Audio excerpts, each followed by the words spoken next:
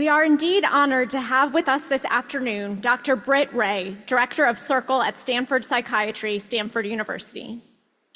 Anthropogenic environmental changes have become the #1 threat to public health, and research shows that climate anxiety and trauma are on the rise. But it also shows that the psychological toll of climate change reveals a surprising truth, that embracing climate distress can help solve both mental health and ecological problems. In this talk, researcher and science communicator Britt Wray will explore how today's ecological crises can push us into a state of grief, numbness, or fatalism.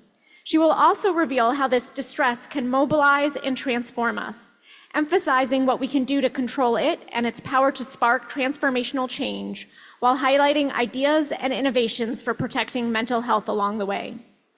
Dr. Britt Wray is the director of Circle at Stanford Psychiatry, a research and action initiative focused on community-minded interventions for resilience, climate leadership, and emotional well-being, and the author of Generation Dread, Finding Purpose in an Age of Climate Crisis. Thank you, Dr. Wray.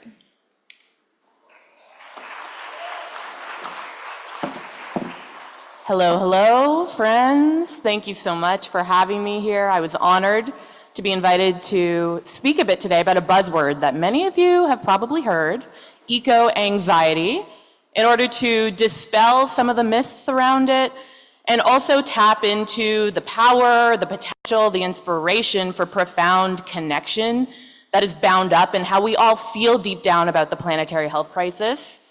And spoiler alert, my friends, despite what was mentioned in the last panel, I do believe that many of us care deeply about what is going on right now. And so, thank you, yeah. And, you know, our emotions are often sidelined. They're called soft and unimportant in order to center hard critical topics like science and policy and technology. But as we all know, that what we've been doing to stop ecological collapse over many decades is not working. So maybe we would be wise to also welcome a more spiritually and emotionally integrated approach to how we go about solving these problems. And let's also face it, that it can be tough to feel the emotions that come with this moment. How many of you ever feel like this, just so overwhelmed with the state of the world today, that you find yourself distracting yourself with small tasks in front of you like gardening just to stay sane? Or how many of you have ever felt like this guy, you know, catatonically staring at your eco-friendly paper straw as it dissolves in your cup while you know that somewhere an oblivious rich person is taking off in their private jet, resorting to detachment in order to save yourself from exploding with frustration? Right? Many of us are doing mental gymnastics just to get through the day, to keep at bay the heartbreak and the pain that might otherwise flow if we fully opened ourselves to the implications of the planetary health crisis. But what if we welcomed our pain and our heartbreak? What if we learned to respect the distress that is flowing through us and not be ashamed if we feel emotional about this, because we should actually not be at peace with the way that things are? Now, this is a quote from the historian and scientist Gus Speth that sent shivers down my spine the first time that I encountered it. It says, "I used to think the top environmental problems were biodiversity loss, ecosystem collapse, and climate change. I thought that with 30 years of good science, we could address those problems. I was wrong. The top environmental problems are selfishness, greed, and apathy. And to deal with those, we need a spiritual and cultural transformation, and we scientists do not know how to do that." Now, deep down, don't you also feel that this is at the crux of the issue? This idea is completely coherent with the planetary health framework that asks us to integrate holistic ecological determinants of health that match up and align with indigenous worldviews that uphold spiritual health rooted in a sense of connection and profound love for Mother Earth. That's why we can't just leave it to the scientists, to the technologists, to the policymakers. We also need to bring in the wisdom holders, the ritual performers, the healers, the artists, those of us who can make us feel deeply the heart that is at the center of this work and not shy away from raw emotion, because whether we try to ignore it and suppress it or not, it is a part of this picture. Now, terms like eco-anxiety and climate anxiety have arisen in recent years to describe the emotional toll that this is taking on many people. The American Psychological Association calls eco-anxiety the chronic fear of environmental doom. But when we look more closely at the research around this, we see that it often co-occurs with other difficult emotions like grief, like fear, maybe terror, sadness, overwhelm, dread. And this grab bag of often co-occurring difficult emotions is why it can be more accurate to just call it eco-distress. Now, despite the clinical sounding name, researchers and clinicians have arisen to argue that this is not a pathology. It's not an individual's problem, as though there is a mental illness at play here, when it's actually a normal and appropriate and to be expected symptom of external sources of danger that are affecting the entire population. So for instance, does this koala deserve a mental illness diagnosis because it's stressed out that its life support system, the eucalyptus forest, is being cut down? I think not, right? And neither do we deserve a mental health diagnosis if we feel eco-distress.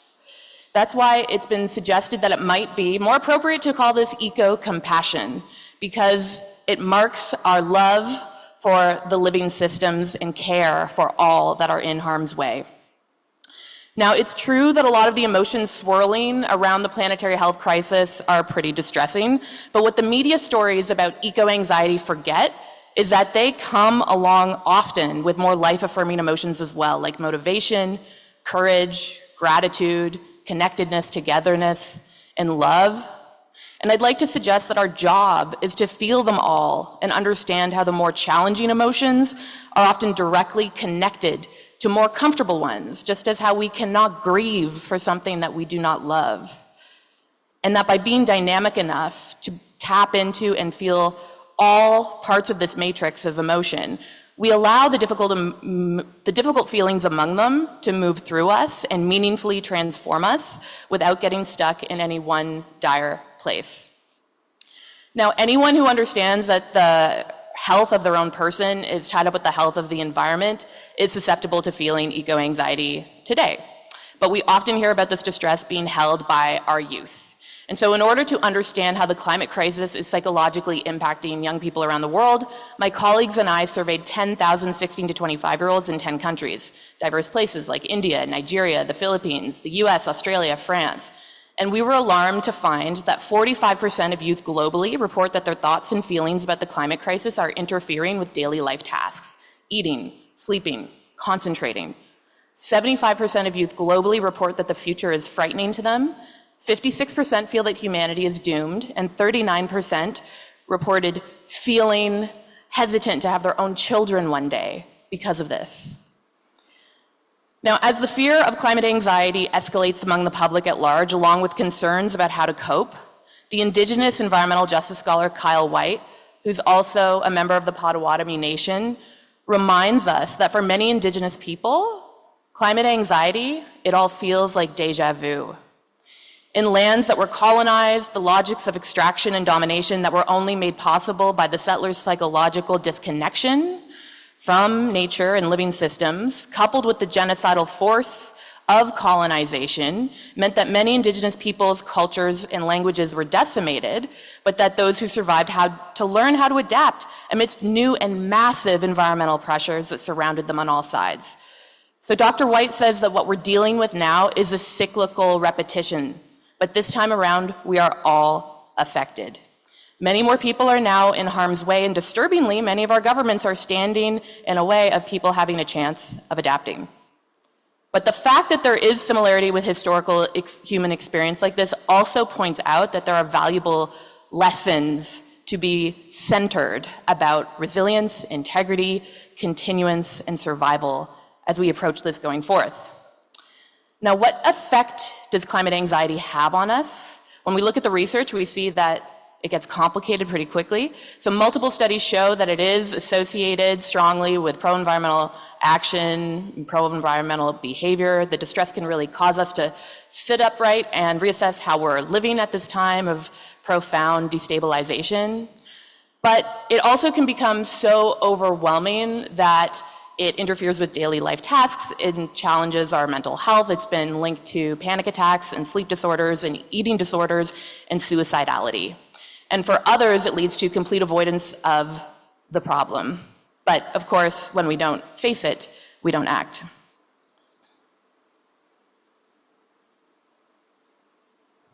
Now, there is some evidence to show that specific climate emotions are associated with different supports for policies. People who are more fearful of climate change are found to be more likely to support regulatory policies, such as policies to phase out fossil fuels, while people who feel more guilt are more likely to support personally costly policies, such as cap and trade programs, even when informed that it will increase costs to their personal household. Researchers have also found that feeling anger around the ecological crisis, rooted in a sense of injustice, that kind of anger that pops out when you know you've been violated and it shows that your consciousness is alive and kicking, that type of anger is protective of mental health when compared to just feeling eco-anxiety alone, and it's more supportive of channeling action.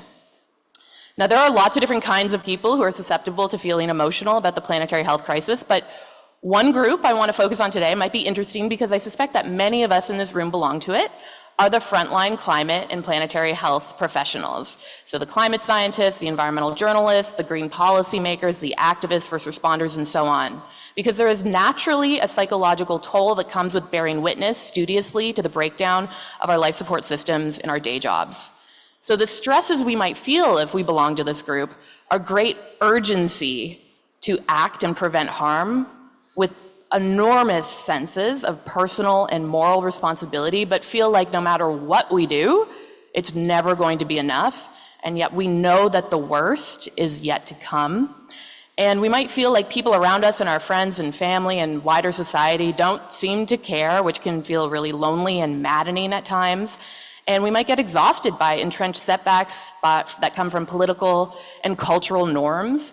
And we could end up oscillating between being outraged and distressed and depressed by these barriers until eventually it becomes just too much. And we burn out, or we suppress our emotions at the expense of our health, or we go numb, or we quit and move to the countryside in order to think about things that are less stressful. And this is why an adaptation professional named Suzanne Moser has pioneered a school of thought saying that we now need to care for the frontline climate and planetary health professionals who are taking care of the rest of us, because we face a really tall order, right? We not only have to learn how to cope with constant change, great uncertainty, and more frequent traumatic disruptions in Earth systems, but we also at the same time must grow as agents of transformative change to help heal the broken systems in which we are living. And we need to look out for and support our colleagues who might be depleted by all of this, because we need to keep the workforce strong and grow it. But no one in our fields have been trained how to deal with emotions or psychological resilience. It wasn't in any of our courses.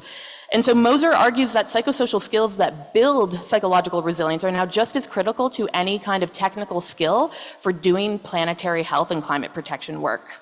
And unsurprisingly, I tend to agree.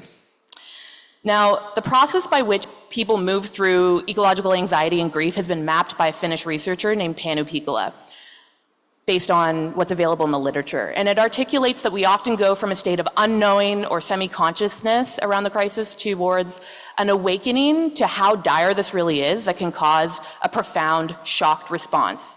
And now, depending on how we're wired, our personality, and so on, we might do one of three things. So if we're very gut-centered and we like to externalize our pain, we like to be a despair-free activist, we might throw ourselves into action, but then burn out if we don't have adequate internal supports. If we're very heart-centered and we tend to be emotionally drawn to difficult feelings, we might get lost in grief or depressive thoughts which clamp down and damage our mental health. And if we're very head-centered, we're very vigilant, we're very anxious, we might do everything desperately to avoid the topic from coming into our consciousness, to not rev ourselves up. But that just puts more stress on the body because suppression is actually super taxing. So the model says that it's only when people learn how to integrate little bits of all three. So appropriate amounts of action that help close the gap between our values and how we're showing up and living in the world today, which brings relief, alongside appropriate emotional engagement with difficult feelings. So this can come from mindfulness, meditation, cultural wisdom practices, land-based healing, ancestral work, therapy, you name it.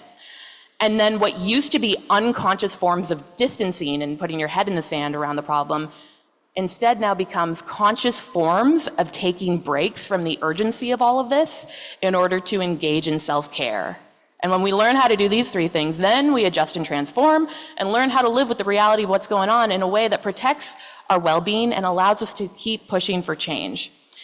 Now, that last bit about self-care is not just millennial Instagram speak about bubble baths and so on. It's actually very critical because, as Audre Lorde, a beacon of African-American feminist thought, told us, caring for myself is not self-indulgence, it is self-preservation, and that is an act of political warfare.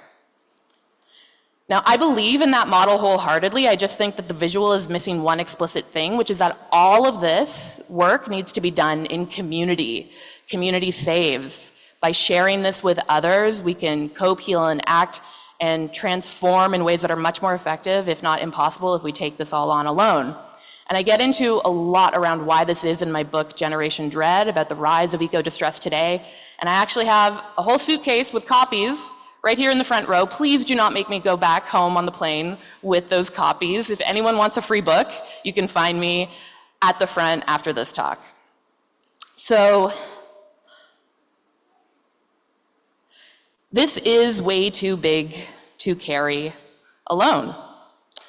And as the educational scholar Catherine Van Kessel argues, the climate crisis, planetary health issues, they all raise our death anxiety. How?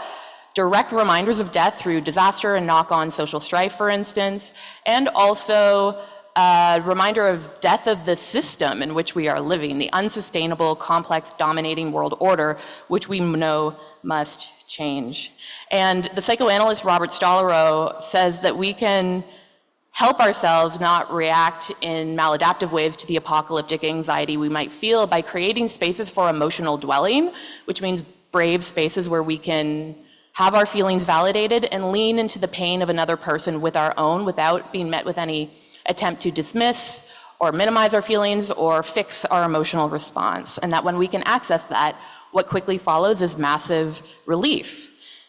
And in the last few years, in response to rising need, a plethora of supports, psychosocial resources for dealing with ecological distress have gotten off the ground to help people feel less alone in their fears and heartbreak about the ecological crisis, including climate cafes, a globally decentralized network of meetings where people can just show up and have frank conversations about how they're feeling and why that is, and peer support programs like the Good Grief Network, who run a 10-step program modeled off of Alcoholics Anonymous for moving people through ecological distress in ways that transform that pain into meaning and purpose. And culturally relevant and rooted supports, such as the Eco Anxiety Africa Project, which looks at understanding and resourcing the particular African experiences of ecological distress today.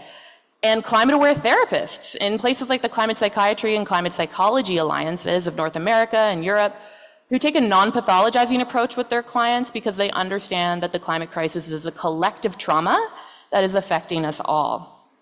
Now, I want us all to be able to just feel some of the re-energizing effect of being listened to deeply by another person about the things that matter most to us.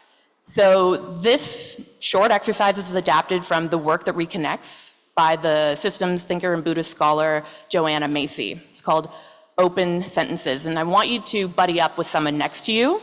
We're gonna just work in pairs. And I know you're probably going, oh no, don't make us do this. I promise you people love this. And so if you are sitting alone, please sidle up to another person. Just take a moment, find your person. We need a person A and a person B. Perfect. Now, the one with shorter hair is gonna be person A. Make it easy for you. And what you two are doing is you're gonna visualize right now that you are floating above this hall, above Sunway City, above Kuala Lumpur, above Asia, above planet Earth, and now you two are hanging out in outer space. And you are thinking back to your time on Earth. You're not dead, you're just transposed elsewhere for a while. And so, the person A, you're just gonna respond to the prompt that I give you with a stream of consciousness, no wrong answers. And person B, you're gonna listen intently. And I mean deeply. You're not going to be planning your responses to the prompt. You're just going to be with them, witnessing them. And so the first prompt, for instance, is, what did you love most about being alive? And if it were me, I'd say, I loved how complex humans were. It's like all of us had entire worlds living within us. And I loved how when my toddler smiled, he scrunched up his entire face. And I loved feeling the 4 seasons change, and on and on and on. Okay? So starting now with person A, just take a minute. What did you love most about being alive? Tell your partner.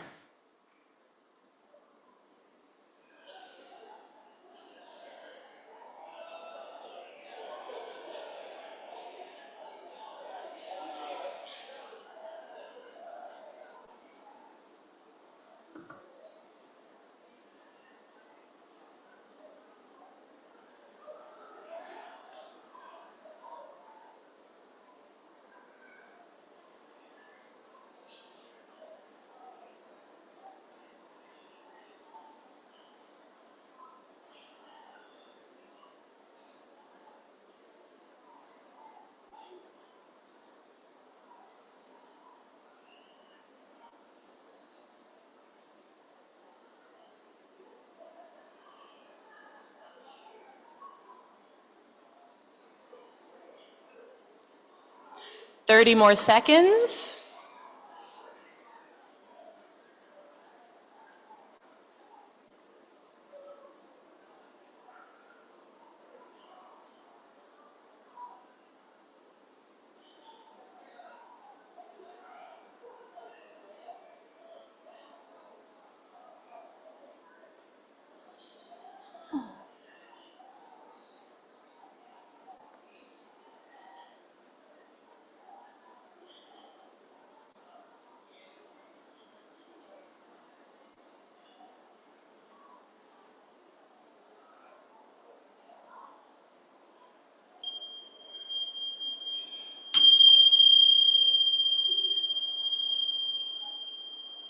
I do not want to interrupt what sound like amazing conversations, but it is now person B's turn to share.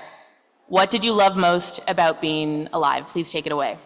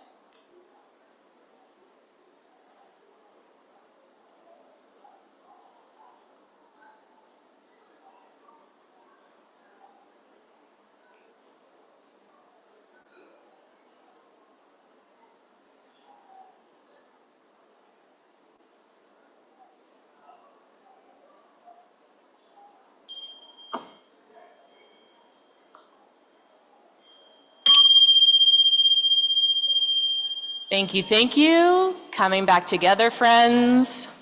We're about to move to the final part of this exercise, a different tone to the prompt.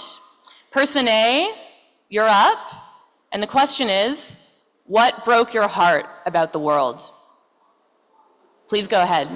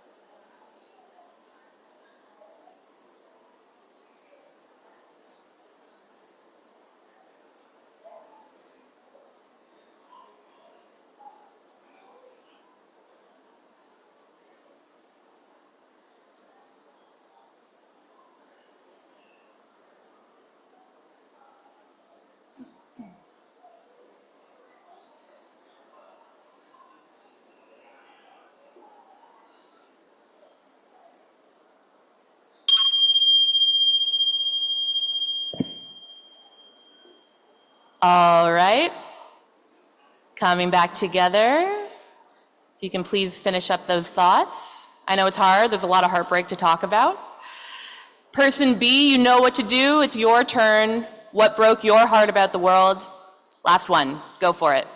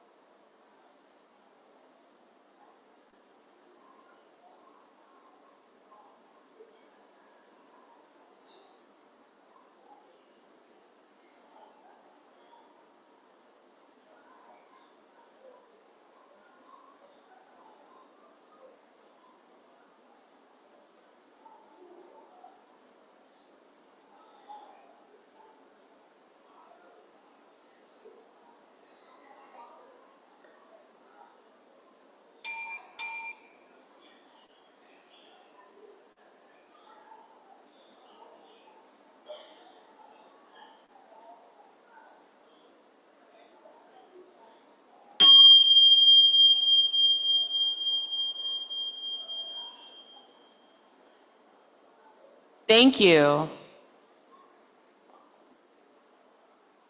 Thank you, everyone. Thank you for your openness with each other, for your trust with that exercise. How was that, to do that with who might have potentially been a stranger next to you? Anyone want to a thumbs up? Cool. 2 thumbs up? Many thumbs up. Woo!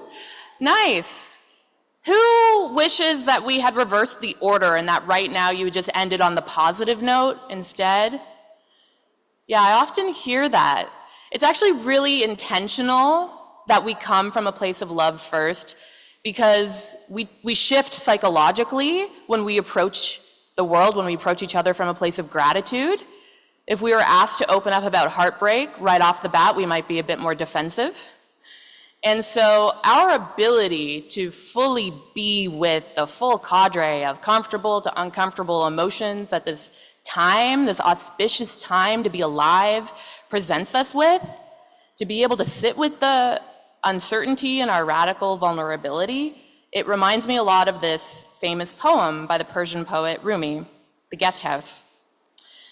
This being human is a guest house, every morning a new arrival, a joy, a depression, a meanness, some momentary awareness comes as an unexpected visitor. Welcome and entertain them all, even if they're a crowd of sorrows who violently sweep your house empty of its furniture. Still treat each guest honorably. He may be clearing you out for some new delight. The dark thought, the shame, the malice, meet them at the door laughing and invite them in. Be grateful for whoever comes, because each has been sent as a guide from beyond. Now, with a closing example from the field, I want to talk about how some of the ultimate frontline climate and planetary health professionals cope with the heaviness of this work in a way that supports their enduring motivation to keep pushing for change.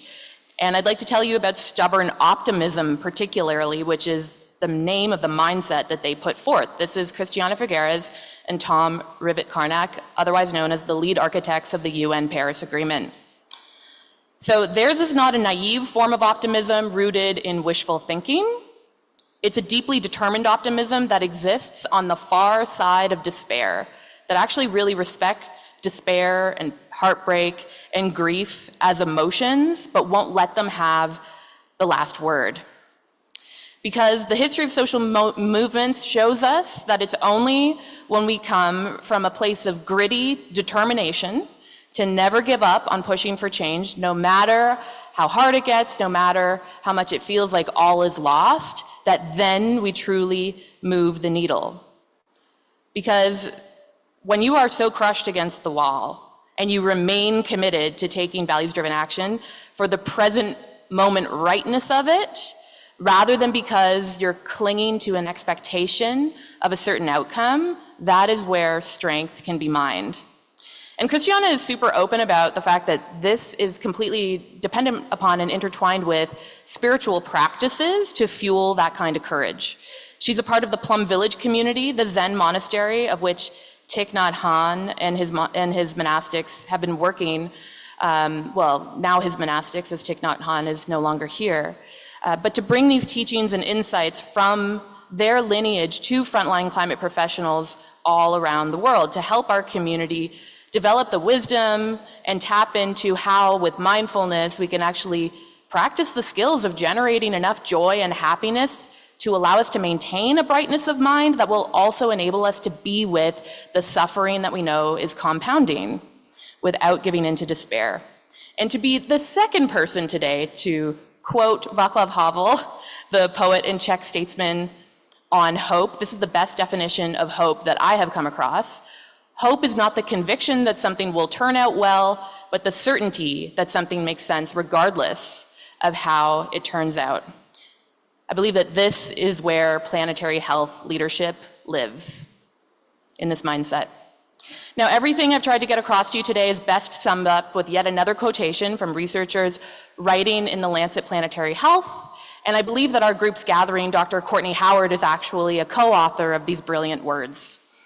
And it reads, recognizing that emotions are often what leads people to act, it is possible that feelings of ecological anxiety and grief, although uncomfortable, are in fact the crucible through which humanity must pass to harness the energy and conviction that are needed for the life-saving changes now required.